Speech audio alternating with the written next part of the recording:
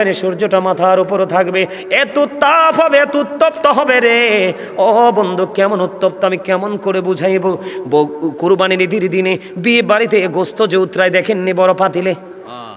কথা বলে না কেন? অন্য সময় গোস্ত যদি উতরায় বন্ধু আওয়াজ হয় না, কিন্তু কুরবানির ঈদের দিন কোনো বন্ধু ভোজের আয়োজন যখন করা হয়, কোনো অনুষ্ঠানের আয়োজন যখন করা হয়, ওই দিন বড় পাতিলে বন্ধু গোস্ত বসানো হয়। ওই গোস্তের পাতিলে যেমনি টকবক টকবক করে বন্ধু গোস্তটা উতরাইতে থাকে, মানুষের মাথার মগজগুলো এমনি করে উতরাবে। ও বন্ধু, তুমি বাঁচতেও পারবা না, মরতে পারবা না, তুমি পালাইতেও পারবা না। হুজুর, সেদিন কি করব? কোনো বন্ধু তোমরা খুঁজে পাবা না। আজকে চান্দিনা থানগাঁয়ের যুবক বন্ধু, তোমাদেরকে বলছি, তোমাদের নসিব এত খুশ নসিব। আজকে যদি সত্যিকারের আল্লাহ আল্লাহ রাসূলকে ভালোবেসে যদি বসে থাকো, তোমাদের জন্য নিয়ামতের খবর। আমার নবী বলেছেন, কাল হাসরের ময়দানে ওই যে বিপদের দিন, ওই দিন কিন্তু আকাশ থাকবে না। আল্লাহ বলেছেন, ইদাস সামাউ ফাতারাত, আকাশ ভেঙ্গে চুরে যাবে, চূর্ণ বিচূর্ণ হয়ে যাবে। আল্লাহ রাব্বুল আলামিন বলেছেন, ইদাস সামাউ ফাতারাত ওয়া ইদাল কাওয়াকিবু তাসারাত ওয়া ইদাল বিহারু ফুজ্জিরাত। আল্লাহ বলেছেন, যুবক, একটা বার তুমি হৃদয়ের জানালা খুলে শোনো, হৃদয়ের রাজ্যে তোমার উথাল পাথাল ঢেউ শুরু হয়ে যাবে। যদি তুমি বিবেকবান যুবক যদি হতে পারো, আল্লাহ বলেছেন সেদিন আকাশটা ভেঙ্গে যাবে, তারকাগুলি ঝরে ঝরে পড়বে, সমুদ্র সেদিন উদ্বেলিত হয়ে যাবে। ওই কঠিন বিপদের দিনে, ভয়ঙ্কর দিনে তোমার কোনো কুল কিনারা থাকবে না। আল্লাহর হাবিব বলেছে, ও আমার পাগল উম্মতেরা, ওরে যুবক, যৌবনকালে আমি নবীকে ভালোবেসে বেসে আমার ভালোবাসার মধ্য দিয়ে তুমি আল্লাহকে রাজি করতে চেয়েছিলে। আমি নবী জানিয়ে দিলাম, কাল হাসরের দিন 7 শ্রেণীর মানুষকে আল্লাহর আরশের ছায়ার নিচে জায়গা দিবে। এর মধ্যে 6 জন থাকবে অন্য গ্রুপ, এর মধ্যে একটা গ্রুপ থাকবে শুধু যুবক, যারা সারা জীবন আল্লাহ এবং আল্লাহর হাবিবকে ভালোবেসে জীবন অতিবাহিত করেছে। জোরে জোরে কন্যা সুবহানাল্লাহ, আরে জোরে বলেন সুবহানাল্লাহ। আপনার নাম কি মানিক না? আমি যখন ওই আপনাদের মাজারের কাছে আসছি, আরিখোলা মাজারের কাছে যখন আসলাম, উনি আমাকে ফোন দিলেন, এগিয়ে নিয়ে আসলেন। আমি যদি রাস্তাটা না চিনি, যুবক, কাল হাসরে এত ভয়ঙ্কর হবে রে, এত ভয়ঙ্কর, এত বিপজ্জনক হবে রে।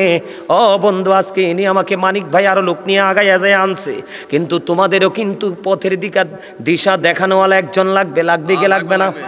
তোমরা যদি যৌবনকালে রাসূলকে ভালোবাসতে পারো, আল্লাহকে ভালোবাসতে পারো, রাসূলের আহলে বাইতকে ভালোবাসতে পারো, সাহাবাই কেরামকে ভালোবাসতে পারো, এই বাংলার জমিন ইসলামের যে আল্লাহর ওলিরা তাদের আদর্শকে লালন করে জীবনকে যদি গোছাইতে পারো, আমার নবীজি জানিয়ে দিয়েছেন, আল হাসান ওয়াল হুসাইনু সাইয়্যিদু শাবাবি আহলিল জান্নাহ।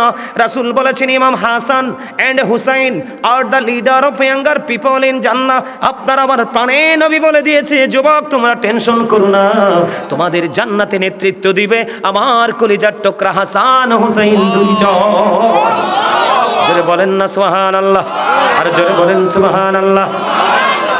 আমাদের দেশে তো এখন দলের শেষ নাই, এত এত দল বার হইছে, দলের যত যাই যে করো, কিন্তু নবীরে কেমনে ছোট করা যায় চিন্তা করে। কথা বলেন না কেন? নবীরে কেমনে ছোট করা যায়? যে নবীকে ছোট করবে তার দুনিয়াও নাই, আখিরাতও নাই, নামাজ রোজা হজ যাকাত কোনো কিছু নাই। মনে রাখবেন, আল্লাহ বলেছেন, ইউদিল্লু বিহি কাসীরা ওয়া ইয়াহদি বিহি কাসীরা ওয়া মা ইউদিল্লু বিহি ইল্লাল ফাসিকিন। বন্ধু, কোরআন দিয়ে আল্লাহ কাউকে হেদায়েত দান করেছে। আপনি মনে করেন না কোরআন পড়লেই সেই মুমিন। কোরআন পড়লে মুমিন হয় না। 100% ইমানদার হওয়ার পরে সঠিক লাইনে হেঁটে আমল করতে পারলে মুমিন হওয়া যায়। আল্লাহ বলেছেন, আল্লাহ কোরআন দিয়ে কাউকে হেদায়াত করেছেন, আবার কোরআন দিয়ে কাউকে পথভ্রষ্ট করেছেন। ঠিক কিনা বলেন? আরো জোরে বলেন। তাহলে কোরআন পড়লে সবাইকে সহি বলা যাবে? মনে রাখবেন, কাল হাসরের ময়দান, কিয়ামতের আগে আপনারা দেখতে পাবেন। যুবক, তোমাদেরকে বলে যাই, কিয়ামতের আগে তোমরা পৃথিবীতে যারা বেঁচে থাকবে দেখতে পাবে। নবীজি বলেছেন, কিয়ামতের আলামতের মধ্যে অন্যতম একটা আলামত হলো আমাদের মতো মোল্লারা। নাউজুবিল্লাহ বলেন না কেন? নবীজি বলেছে, কিয়ামতের আগে একজন মেতর, একজন মুচি, একজন কামারের চাইতেও নিকৃষ্ট হবে মোল্লারা। ওটি সঠিক শিক্ষা তাদের মধ্যে থাকবে না, সঠিক কিতাব পড়ার যোগ্যতা তাদের থাকবে না, সঠিক এলেম তাদের মধ্যে থাকবে না। তাদের এই এলেম শূন্যতার কারণে সমাজের মধ্যে, জাতির মধ্যে মন গড়া কথা বলে বলে বন্ধু মানুষকে বিভিন্ন দলে দলভুক্ত করবে। অলরেডি বাংলাদেশে এটা চালু হয়ে গেছে। কথা বলেন না কেন? এই কারণে আজকে একজনের মাহফিল আসলে কয়টা তো অমুক হুজুর আইছে, যাব না। কথা বলেন না কেন? আরেকটা আসলে কৌটা তো আরেক হুজুর আসতে যাব না, এই করতে করতে আজকে মুসলমান ইসলাম থেকে অনেক দূরে, ঠিক কিনা বলেন? এবার আমার দিকে তাকান বন্ধু, আমার মিশনটা আপনারা খেয়াল করেন। ধরবেও খুব শক্তভাবে, বাঁচতে পারবা না, মরতে পারবা না, পালাতে পারবা না। এখন ওখানে জাহান্নামে তোমরা কি করবা? আল্লাহ কয়ে জাহান্নামীদের জন্য আমি খাবার বরাদ্দ রাখছি। কি রাখছি? সভাপতি সাহেব কি রাখছে? খাবারটা কেমন শুনবেননি? জাহান্নামীদের জন্য খাবার বরাদ্দ। এই যুগের ম্যাক্সিমাম যুবক এবং যুবতী জাহান্নামী। আপনারা আমাকে ভালোবাসলেও পারেন, না বাসলেও পারেন। আল্লাহ বলেছেন আল হক, আর রাসূল বলেছেন আল হাক্কু মুররুন, হক কথা তিতা। হক কথা কি? রাসূল বলেছেন অকুলু কাউলান, আল্লাহ বলেছেন অকুলু কাউলান সাদীদা, আল্লাহ বলেছেন সে দা রাইট থিং। তিতা হইল সত্যটাই বলো। কি করো? কেন সত্যটা বলবো জানেন? হযরত মুহাম্মদ সাল্লাল্লাহু আলাইহি সাল্লাম was born in Arab country. His father's name was Abdullah. His mother's name was Amina. His father said died before he was born. He lost his mother in his childhood. He was very truthful. জোরে বলেন আল্লাহু আকবার। আপনার আমার প্রাণের নবী ছিলেন শ্রেষ্ঠ সত্যবাদী।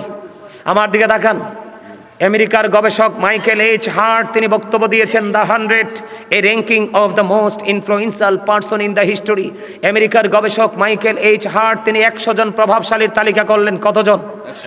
100 জন প্রভাবশালীর তালিকা করে তিনি ইনফ্লুয়েন্সিয়াল দ্বারা আপনার আমার প্রাণের নবীকে শ্রেষ্ঠ আপনার প্রভাবশালী হিসাবে আখ্যায়িত করেছেন। জোরে করেন না সুবহানাল্লাহ। শাহপুর দরবার শরীফের পীর সাহেব কেবলা ডক্টর আহমদ পিয়ারা বাগদাদি, যিনি বসরা ইউনিভার্সিটির ইংলিশ লেকচারার ছিলেন, তিনি বলেছেন of all the great religious personalities of all prophet Muhammad রাসূলুল্লাহ সাল্লাল্লাহু আলাইহি ওয়াসাল্লাম ওয়াজ দ্য মোস্ট সাকসেসফুল। জোরে জোরে কোন আল্লাহু আকবার। আমার নবী সকল নবী রাসূলের মধ্যে ইমামতি থেকে রাজনীতি, রাজনীতি থেকে ইমামতি, প্রত্যেকটা জায়গায় সফল। কিন্তু আমরা সেই নবীর উম্মত হয়ে কি সফল হতে পারছি? পারি নাই। কেন পারি নাই? কারণ আমরা রাসূলকে উপদেষ্টা হিসেবে গ্রহণ করতে পারি নাই। এখন অনেক ছেলে বিসমিল্লাহ আউযুবিল্লাহ পড়তে পারে না, অনেক মুরব্বী আছে ভালো করে সূরা ফাতিহা পড়তে পারে না, নবীজিকে নিয়ে বিভিন্ন ধরনের বিরূপ মন্তব্য করে। আছে না নাই? নবীজিকে নিয়ে বিন্দু পরিমাণ, সরিষা পরিমাণ বিরূপ মন্তব্য যদি কেউ করে, জবান দিয়ে করুক, অন্তর দিয়ে করুক, কেউ বললে তাকে সমর্থন দিয়ে করুক, নবীজি বলেছেন সাথে সাথে হাদিস শরীফের মধ্যে আসছে সে কুফরি করে ফেললো। যে কুফরি করে সে কি আর ইমানদার থাকে? আর জোরে বলেন থাকে? তোমরা ভাই কেন বোঝো না? বাবাদেরকে বলছি আপনারা কেন বোঝেন না? কালেমার দিকে তাকায় দেখেন, লা ইলাহা ইল্লাল্লাহর সাথে মুহাম্মাদুর রাসূলুল্লাহ আছে। আছে না নাই?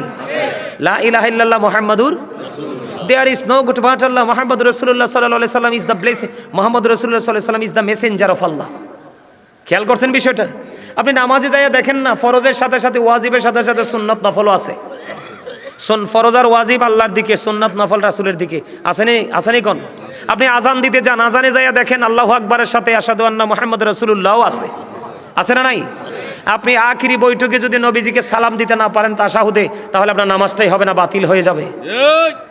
তাহলে আপনি আমি দেখতে পাইতেছি প্রত্যেকটা জায়গা আল্লাহ যেখানে রাসূলও সেখানে, কিন্তু সেই জায়গাতে আপনি আমি রাসূলকে জুতা করার মানে কি? রাসূলের সাথে বিদ্বেষ না? কথা বলেন, রাসূলের সাথে শত্রুতা না? Allah of the first failure is the lord of world রব্বুল আলামিন। খেয়াল করেন, মুহাম্মদুর রাসূলুল্লাহ সাল্লাল্লাহু আলাইহি সাল্লাম is the blessing for the world, রাহমাতাল লিল আলামিন। খেয়াল করছেন না বিষয়টা? রব্বুল আলামিন, রাহমাতাল লিল আলামিন। আল্লাহ তো স্রষ্টা, আপনি আমি দেখবো না, কিন্তু আল্লাহ রাব্বুল আলামিনের পক্ষ থেকে নিয়ামত হয়ে এসেছে আপনার আমার প্রাণের নবী। ওই নবীকে ভালোবাসলেই আপনার আল্লাহকে পাওয়া একেবারে ইজি। জোরে কন্যা সুবহানাল্লাহ। এখন আমরা কি সেই নবীকে মানি? হ্যাঁ বলবো আমরা মানি, কিন্তু মানা, আসল মানা কোনটা? যেটা হচ্ছে নবীজি যেটা বলছে করো সেটা করব, যেটা বলছে করো না সেটা আমরা করব, সেটা হচ্ছে প্রকৃত মানা। আর আপনি মুখ দিয়ে যদি বলেন মানি, তাহলে কি সফলতা আসবে? না আসবে। এখন আমি যুবক ভাইদেরকে বলছি, এই যে জিন্স প্যান্টের কথা বললাম, তোমরা কি রাগ হইছো? হ্যাঁ, এটা কি তোমাদের জন্য একটা শিক্ষা হলো না? তোমাদেরকে আরেকটা কথা বলে রাখি, কখনোই টকটকে লাল পাঞ্জাবি, টকটকে লাল শার্ট, টকটকে লাল গেঞ্জি তোমরা কখনোই পরবে না। নবীজিকে হাদিস শরীফের মধ্যে আসছে, নবীজিকে দুটো লাল জামা পরিহিত একজন লোক এসে নবীজিকে একবার সালাম দিলেন, নবীজি সালামের জবাব দিলেন না। আরেকবার নবীজিকে সালাম দিলেন, নবীজি দ্বিতীয়বার সালাম দেওয়ার পরও জবাব দিলেন না। কেন? হাদিস শরীফের মধ্যে আসছে লাল জামা পরা একজন ইমানদার পুরুষের জন্য, টকটকে লাল যেটা নিখুঁত লাল, টকটকে লাল জামা পরা একজন ইমানদার পুরুষের জন্য মাকরুহ তাহরিম, এটা হারামের অন্তর্ভুক্ত। নাউজুবিল্লাহ বলেন না?